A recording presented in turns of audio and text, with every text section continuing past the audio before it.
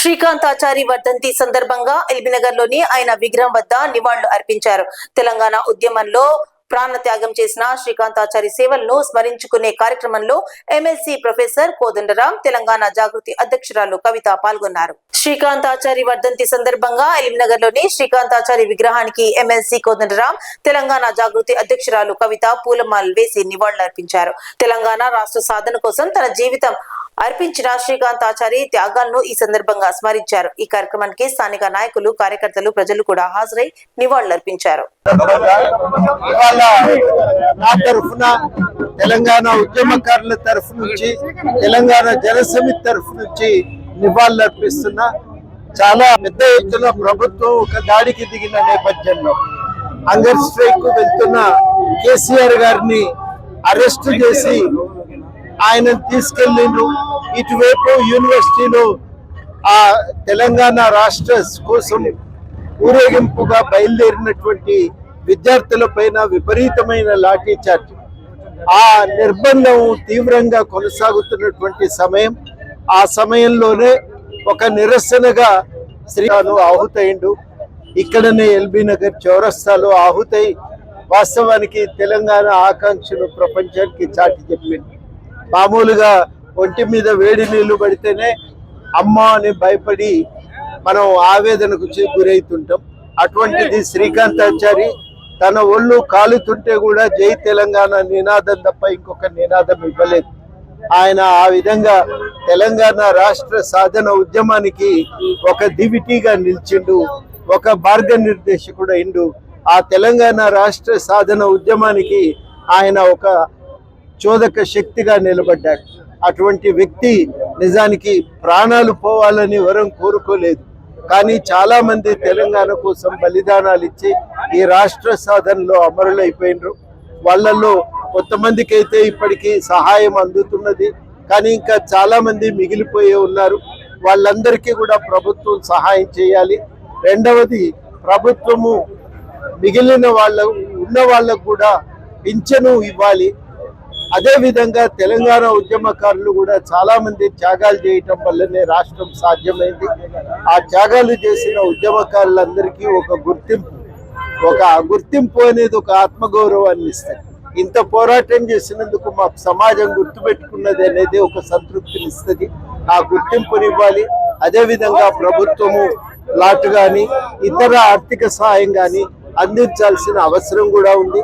దానికోసం ప్రభుత్వం వెంటనే ఒక కమిటీ వేసి ఉద్యమకారుల గుర్తింపు ప్రక్రియను, వాళ్లకు సహాయాన్ని అందించేటువంటి చర్యలను మొదలు పెట్టాలని నేను కోరుతా ఉన్నాను. ఈ సందర్భంగా ఒక ఉద్యమకారుల సంక్షేమ బోర్డును వెయ్యాలి.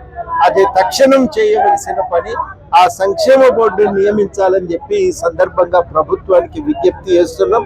తెలంగాణ అంటేనే అనేక మంది త్యాగాలు, అనేక మంది బలిదానాలు. వాటి వల్లనే తెలంగాణ సాధ్యమైంది. తెలంగాణ ఎట్లొచ్చిందని ఎవరన్నా అడిగితే అది పిల్లల బలిదానాలు, తెలంగాణ ఉద్యమకారుల త్యాగాల వల్లనే తెలంగాణ సాధ్యమైంది. అటువంటి రాష్ట్రం ఇవాళ ఉద్యమకారుల ఆకాంక్షల సాధన ఒక ప్రథమ కర్తవ్యంగా ఉండాలి. ఆ ఆకాంక్షల సాధన కోసం తప్పకుండా నిలబడతాం.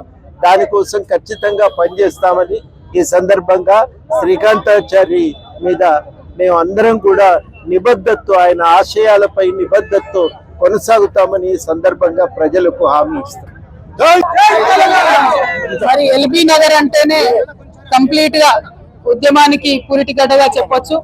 తెలంగాణ ఉద్యమంలో కేసీఆర్ గారు నవంబర్ 29 నాడు ఎప్పుడైతే దీక్ష కూర్చున్నారో అదే రోజు మరి శ్రీకాంతాచారి తమ్ముడు ఆనాడు ఆత్మ బలిదానం చేసుకోవడం జరిగింది.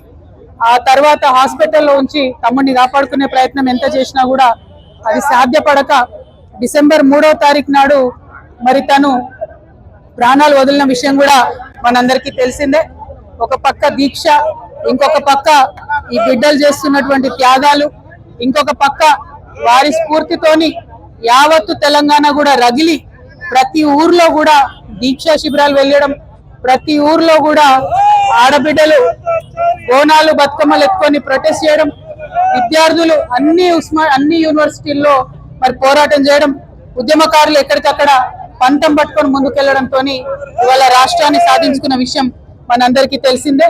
మరి శ్రీకాంతాచారి త్యాగాన్ని మాటల్లో కొలవలేము, అట్లని ఏమని మరి శ్రీకాంతాచారి త్యాగాన్ని కొలవాలో కూడా తెలియనటువంటి పరిస్థితి. శ్రీకాంతాచారి లాగా ఇంకా 1200 మంది బిడ్డలు కూడా అసూలు బాసినటువంటి విషయం మీ అందరికీ తెలిసిందే. మరి వాళ్ళ వారి త్యాగాల పునాదుల మీద రాష్ట్రం ఏర్పాటైంది. ఏర్పాటైన రాష్ట్రంలో ఆనాడున్న బీఆర్ఎస్ గవర్నమెంట్ మరి కొంతమందికి న్యాయం చేసింది, ఇంకా న్యాయం చేయాల్సిన వాళ్ళు ఎంతో మంది ఉన్నారు. ఆనాడు ఉద్యమంలో ఉన్నటువంటి అనేక మందిని మరి గౌరవించుకోవాల్సినటువంటి అవసరం ఉన్నది, ఉద్యమకారులను ఆదుకోవాల్సినటువంటి అవసరం ఉన్నది. మరి ఆనాడు ప్రభుత్వం అమరవీరుల పేరు మీద మంచి స్తూపాన్ని నిర్మించింది, కాకపోతే ఏ ఒక్క ప్రాజెక్టు కూడా మరి ఏ ఒక్క అమరవీరుడి యొక్క పేరు పెట్టలేదు. మరి ఇప్పుడు కాంగ్రెస్ ప్రభుత్వం వచ్చింది, వాళ్ళు అదే చెప్పొచ్చిండు, మేము అమరవీరులను గౌరవిస్తామని చెప్పింది. కానీ రాజీవ్ గాంధీ పేరు, ఇందిరాగాంధీ పేరు, ఆఖరికి మన్మోహన్ సింగ్ పేరు పెడుతున్నారు. కానీ ఏ ఒక్క పథకానికి కూడా శ్రీకాంతాచారి పేరు పెట్టాలన్న మనసు మరి కాంగ్రెస్ ప్రభుత్వానికి వస్తలేదు, ఆనాడు బీఆర్ఎస్ ప్రభుత్వానికి కూడా రాలేదు. ఈ ఒరవడి మారాలి, నిజంగా త్యాగం చేసినటువంటి వాళ్ళ పేర్లు చరిత్రలో నిలబడాలి. దానికోసం మనందరం కూడా ప్రయత్నం చేయాలి.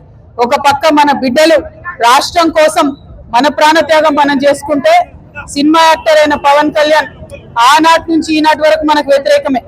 ఇవాళ కూడా ఆయన మాట్లాడుతున్నాడు, తెలంగాణ నాయకుల దిష్టి కళ్ళతోని కోనసీమ పాడైంది అంటున్నాడు. మనం ఎన్నడూ దిష్టి పెట్టలే, కోనసీమ బాగుంది, కోనసీమ ఎట్లుందో అట్లా తెలంగాణ కావాలనుకున్నాం తప్పితే ఏనాడు కూడా తెలంగాణ బిడ్డలకు మనస్సు చిన్నగా ఉండదు, పెద్దగా ఉంటది, పెద్దగా ఆలోచిస్తాం. మేము ఇప్పుడు కూడా చెప్తా ఉన్నాం, పవన్ కళ్యాణ్ గారు మా రాష్ట్రం ఏర్పడి 12 సంవత్సరాలు అయింది. ఈ 12 సంవత్సరాల్లో మేము ఎప్పుడు కూడా ఒకటే మాట అన్నాం, జై తెలంగాణ జై ఆంధ్ర అన్నాం. తెలంగాణ ఎంత బాగుందో ఆంధ్ర కూడా బాగుండాలన్నాం. నేను ప్రత్యేకంగా లోక్సభలో నిలబడి ఆంధ్రకు ప్రత్యేక హోదా కూడా ఇవ్వాలని అడిగిన. మేము తెలంగాణ వాళ్ళం ఎప్పుడు కూడా పక్కోంది గుంజుకోవాలని చూడం, పక్కోడు బాగుంటే మా కళ్ళు మండయి, మేం బాగుండాలని కోరుకుంటాం తప్పితే పక్కవాడు చెడిపోవడాలని ఎప్పుడు కోరుకోలేదు. మా ఉద్యమంలో ఒకవేళ మేము అట్లా కోరుకున్నట్టయితే ఉద్యమ స్వరూపం వేరేలాగుండే. మా బిడ్డల ఆత్మ బలిదానాలు చేసుకున్న